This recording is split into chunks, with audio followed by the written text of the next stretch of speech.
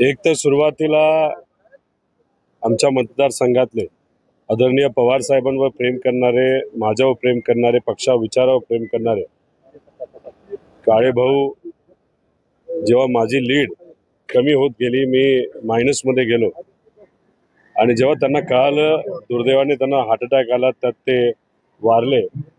मी ईश्वरचरणी प्रार्थना करतो त्यांच्या आत्मेला शांती तिथं मिळेल. हा जो विजय आहे सामान्य कार्यकर्त्यांचा विजय आहे.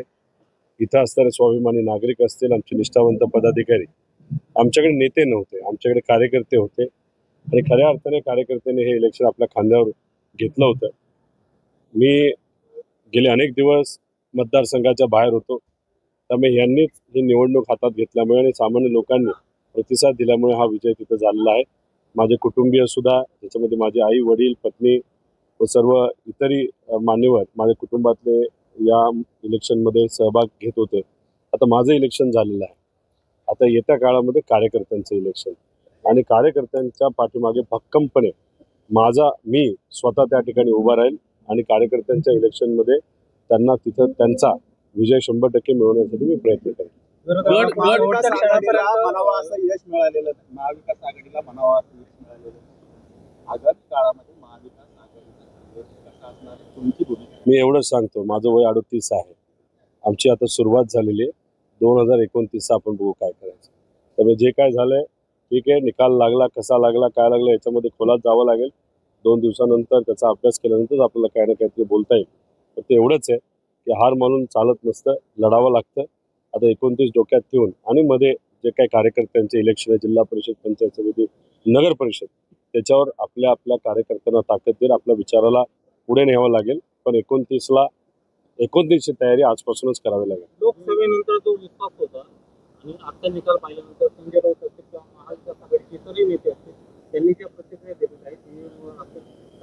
काय वाटतं? तर खूप खोलात जावं लागेल. 2014ला ज्या गोष्टी घडल्या होत्या तशाच काही गोष्टी इथं घडलेल्या आहेत. नेत्यांना मोठ्या प्रमाणात टार्गेट केलं गेलं होतं. मोठे नेते, त्यांना पराजय स्वीकारावा लागला, त्यांना तिथं सामोरं जावं लागलं पराजयाला. त्यामुळे याच्यामध्ये काय कसं घडलं हे थोडंसं आपल्याला बघावं लागेल. पण आज सुद्धा शेतकऱ्यांच्या अडचणीत, युवांच्या अडचणीत, बेरोजगारी असेल, आमच्या माता भगिनी असुरक्षित आहेत, अशी परिस्थिती असताना सुद्धा एवढा मोठा विजय महायुतीला तिथं मिळतो, खरंच विचार करण्याची तिथं जरूरत आहे. आम्ही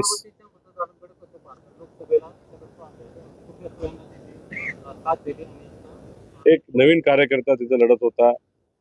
अजितदादांना लीड 1 लाखाचा आहे असं आम्हाला कळायलं. मी खूप खोलात तिथे गेलेलो नाही आणि गेल्या वेळेस 1,60,000चं लीड होतं.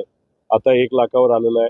एक युवा कार्यकर्ता तिथे लढत होता आणि सामान्य लोक त्यांच्याबरोबर होते. पवार साहेब तिथं होते. त्यामुळे एक किती काही असलं तरी शेवटी लढाई आहे. विजय पराजय तिथं होत असतो, पण पराजय झाला तर खऱ्या अर्थाने खूप खोलात जाऊन अभ्यास करण्याची जरूरत आहे. त्यांचा तो अधिकार होता, तो अधिकार त्यांनी तिथं वापरला. फक्त आम्हाला आत बसल्या बसल्या काही लोकांनी सांगितलं, त्यांच्या पदाधिकाऱ्यांनी, कार्यकर्त्यांनी आणि आमच्यातले नेते जे पलीकडे गेलेले आहेत, त्यांनी कुठेतरी काही अफवा पसरवलेल्या होत्या. आता ठीक आहे, भाजप म्हणलं तर अफवा पसरवण्यामध्ये ते माहीर असतात, पण इथं त्यांनी जो आक्षेप घेतला तो त्यांचा अधिकार आहे, त्याच्यावर मी काही बोलणार नाही. लढाई तिथं आम्ही लढलो, ते लढले, कार्यकर्ते लढले, पण माझा जो विजय आहे तो माझ्यापेक्षा जास्त कार्यकर्ते, पदाधिकारी, नागरिक आणि माझ्या कुटुंबियामुळे झालाय असं मला म्हणावं लागेल.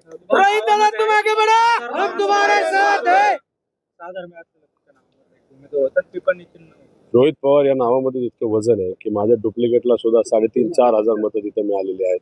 याच्यावरून समजून घ्या की रोहित पवारचं वजन किती आहे. आता हेच सांगतो तुम्हाला, ही फक्त सुरुवात आहे.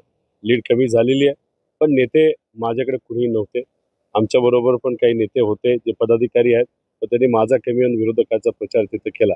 त्यामुळे ही लढाई सामान्य लोकांनी लढलेली आहे आणि तिथं गुंडागर्दी होती, तिथे दबाव तंत्र होतं, पैशाचा वापर मोठ्या प्रमाणात केला होता. अशा सगळ्या गोष्टी असताना सुद्धा ठीक आहे, 1200-1300 तिथं आपण जिंकलो असलो, विजय हा विजय असतो असं मला